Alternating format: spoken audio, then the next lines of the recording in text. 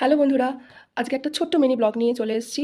তো শীতের রাত্রি ডিনারে কি হয়েছে সেটা আমি তোমাদের সাথে শেয়ার করার জন্যে। জেনারেলি আমার বাড়িতে রাত্রে রুটি খাই সবাই। এই শীতের দিনে তো কোনোভাবেই আমরা রাইস বা রাইসের আইটেম কিছু অ্যাভয়েড করে থাকি। তো আজকে স্পেশাল কিছু হয়েছে, তো চলো দেখে নিই আজকে কি হয়েছে।